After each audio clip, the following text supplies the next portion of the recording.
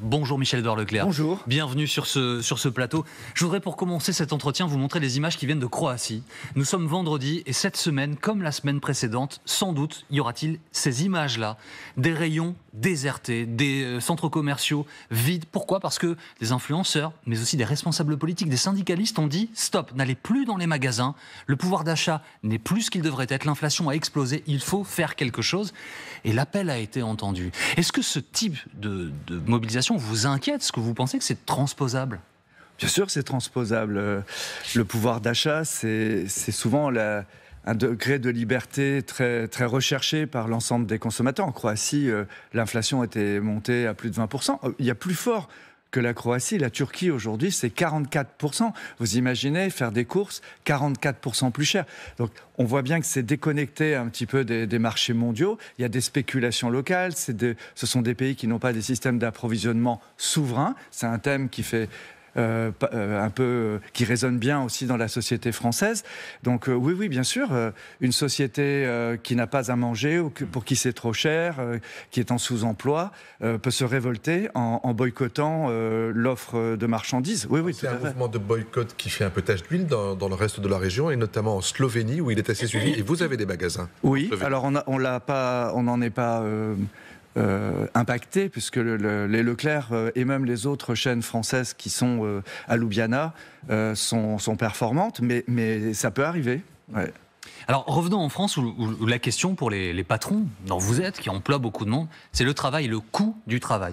Et il y a comme une polarisation très puissante en ce moment entre les gens qu'il faut cibler pour faire des économies et l'argent qui doit revenir dans la poche des Français, pardon pour la simplification un peu intellectuelle. Comment est-ce que vous observez ce débat et comment est-ce que vous vous positionnez ? Moi, j'ai du mal avec ce débat politique qui, justement, ne va pas jusqu'au bout du vrai problème. En fait, je suivis sur LCI les débats chez Darius, les débats chez Pujada, avec Perry, avec toutes vos équipes. On est bien d'accord, on est à la limite d'un modèle social. On a un modèle social de financement, sécurité sociale, cotisation sociale, maladie, retraite, qui est financé en grande partie par les seuls secteurs qui travaillent, qui produisent du travail, qui produisent de l'emploi. Et ces secteurs, finalement, sont de rapports de cotisation de plus en plus limités, d'une part parce que le travail est concurrencé par la robotique, est concurrencé par la digitalisation, par des produits importés à très bas coût, et de l'autre côté, on a une population vieillissante et qui aspire aussi à ne pas faire que travailler. Donc moi, je fais un peu de politique, je pense qu'il faut préserver notre modèle social, qu'il faut donner aux Français cette capacité d'être couverts par un modèle social, etc.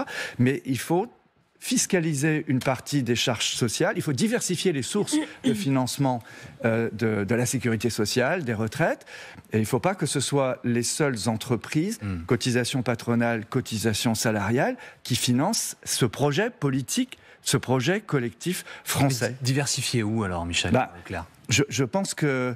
Bon, vous voyez ça, notre iPhone, là, vous avez tous, dedans, il y a un secrétaire, une secrétaire, elle n'existe plus, mais elle fait le boulot.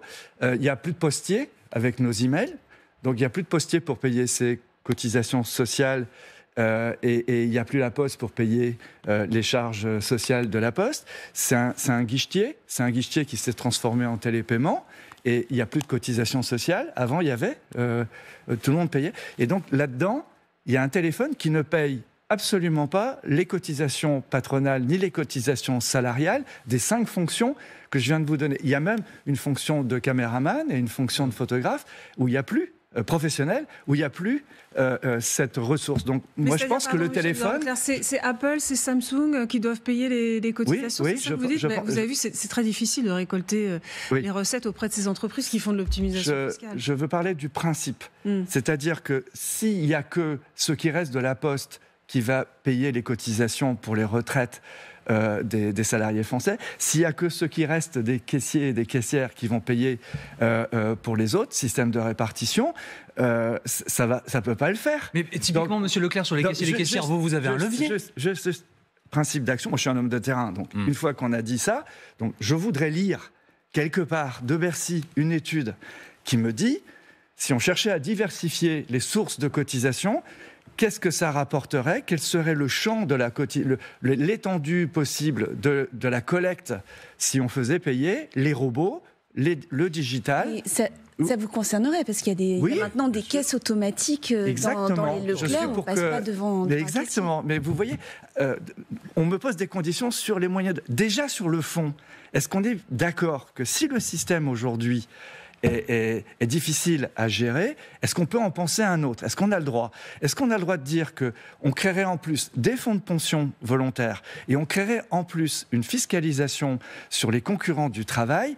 On récolterait quand même des milliards. Alors je ne sais pas combien, je ne sais pas en quoi ça impacterait par ailleurs la circulation des biens économiques, mais pourquoi nous n'avons pas le droit d'avoir une étude qui nous permettrait d'en discuter ensemble? Moi, ça fait 20 ans, je dirais depuis Jacques Delors, qui avait parlé de TVA sociale, Jean Arthuis, la génération de mon père, les gaullistes de gauche, Philippe Seguin, on a posé et plus d'une autre manière.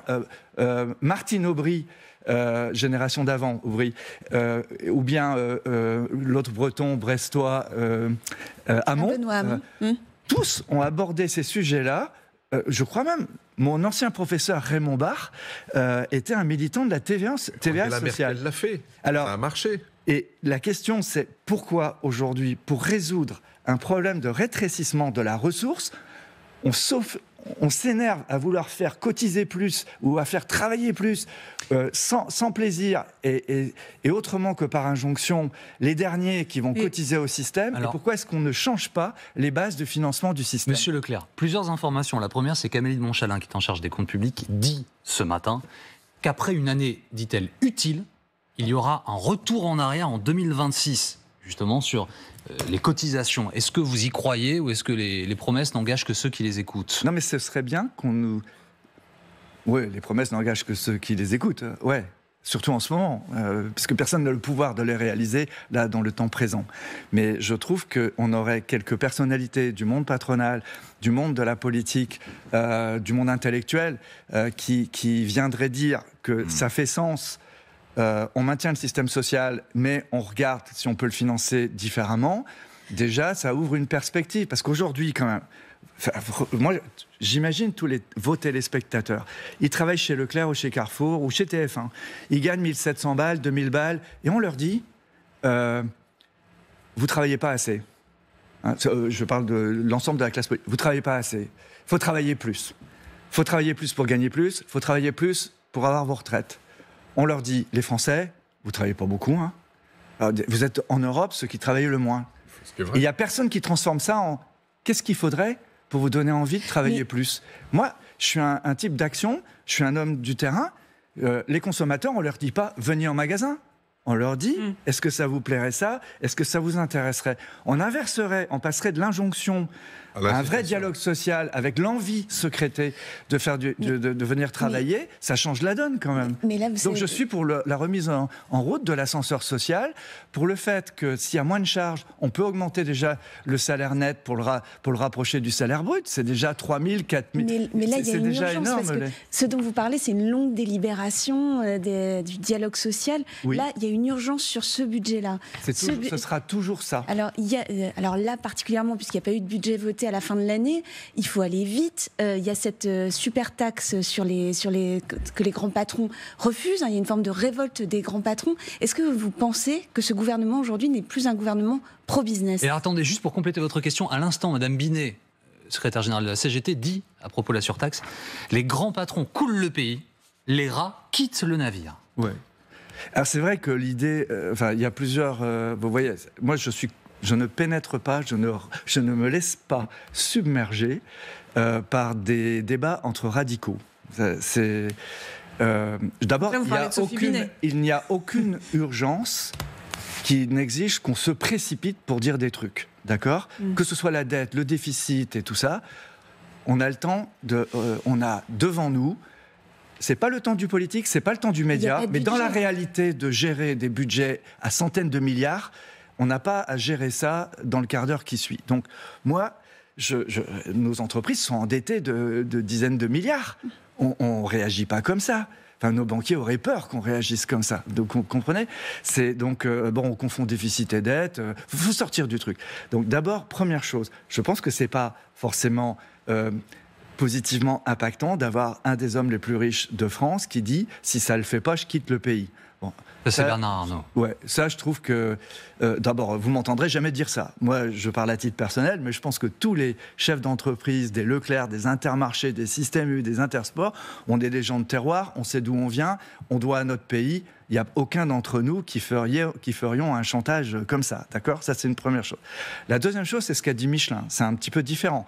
Michelin a dit, il faut, comme je viens de dire, il faut trouver d'autres financements pour qu'il n'y ait pas autant d'écart entre les cotisations sociales. C'est ce que vous dites aussi. C'est ce qu'on dit. Il dit le coût du travail coûte trop cher. Je paye 140 € un salarié qui reçoit 77 € dans sa poche. Voilà ce qu'il dit. Moi, j'aimerais que quand on augmente les salaires, ce ne soit pas un hyper coût pour les entreprises, et je voudrais que ce salaire bénéficie directement à ce salarié. Voilà, vos concurrents, Michel-Édouard Leclerc, disent que vous n'allez pas payer cet impôt, cette surtaxe sur l'impôt sur les sociétés. Ils disent que ça n'est pas juste. Vous confirmez ? Alors, il y a plusieurs taxes qui sont discutées. Donc, je ne sais pas ce qui en est sorti, ni les critères.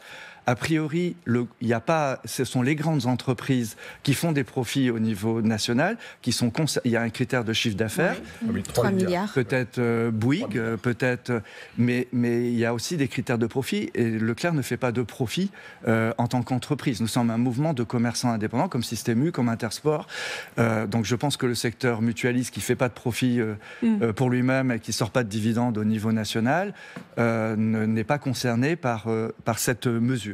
Mais je voudrais inverser la chose. Je pense qu'en termes de contribution à la fiscalité française, les commerçants indépendants que nous sommes, tous séparés mais ensemble, on contribue plus à la fiscalité que des groupes intégrés qui sont menacés par la supertaxe. Tout simplement parce qu'au quotidien, nous ne pouvons pas compenser les bénéfices potentiels d'un groupe par les pertes de nos filiales. Alors qu'un grand groupe intégré, il va sortir un résultat énorme, mais comme il a 2 filiales déficitaires, il va les déduire de son bénéfice imposable, etc. Les systèmes ont des avantages et des inconvénients, ils sont concurrentiels. Je pense que c'est pareil entre les banques privées et les banques mutualistes, c'est pareil que pour nous, entre Monsieur Leclerc, Carrefour un tout dernier mot, s'il vous plaît. Apparemment visés, mais pas les commerçants indépendants. À l'instant, l'INSEE nous dit que les prix à la consommation ont augmenté d'1,5%. C'est une augmentation moins importante qu'elle ne l'a été. Mais quand on regarde un peu tous les éléments macro, la situation semble 1,4 d'augmentation, elle semble un peu moins bonne. Le chômage repart, même si l'inflation baisse, là, les prix augmentent très légèrement. On le répète sans cesse, vous êtes sur le carrelage, vous le dites vous-même, au contact des Français, vous voyez ça de façon plus précise. Est-ce que vous avez un feeling global à nous livrer ce matin sur la façon dont l'économie du pays se porte là ? Oui. Je pense que tout ce qui est secteur de consommation courante qui avait été très impacté, avec un impact politique, on a eu quand même 21% d'inflation sur l'alimentaire ces 3 dernières années. Cette inflation-là, elle rentre à la maison, elle va se coucher. On va avoir dans l'année 1,2, 1,3% d'inflation moyenne, et même dans des boîtes comme les nôtres, on va avoir de la déflation. Là, actuellement, on négocie jusqu'à la fin du mois de février. On va chercher des baisses. Par exemple, le pet food, la moitié des Français ont des animaux de compagnie. On va chercher des baisses, parce que franchement, aujourd'hui, il y a des secteurs où on peut aller chercher des baisses. Le prix du sucre est descendu, on va aller chercher des baisses. Donc vous êtes optimiste ? Je suis volontariste. Et oui, je suis optimiste, mais là, il faut aller chercher quand même les choses. Elles ne viennent pas d'elles-mêmes. Et donc, je pense qu'il faut que le politique aussi, nous et les administrations, nous accompagnent pour aller chercher des baisses. Parce qu'il y a en France un parti de l'inflation qui dit qu'il est parti de l'offre contre le parti de la demande, mais il ne faut pas opposer l'un à l'autre. Un produit cher qui ne se vend pas, ça ne fait pas de rémunération. Donc, il faut qu'on se batte pour le pouvoir d'achat des Français. Parce que c'est quand le pouvoir d'achat des Français s'améliore, par le salaire, par la baisse des prix, qu'à ce moment-là, on tire la croissance. C'est pour moi la priorité, et on n'en parle pas parce qu'on est dans un débat de comptable à l'Assemblée nationale. La priorité, c'est ça ma signature, ma priorité, c'est d'aller chercher de la croissance. C'est d'aller chercher de la vente dans les commerces, mais d'aller chercher de la production et de la vente dans l'industrie française et dans l'agroalimentaire français. De la croissance. S'il y a de la croissance, il y aura des rentrées fiscales. Merci beaucoup Michel-Édouard Leclerc d'avoir été avec nous ce matin en direct sur LCI. Dans quelques instants, c'est l'info en plus. Tiens, nous irons notamment en Allemagne. Claire Fournier a vu que que les ventes de Tesla avaient tendance à s'effondrer ces dernières semaines. Pourquoi ? Parce qu'Elon Musk prend des positions politiques très tranchées aux côtés de Donald Trump. Restez avec nous.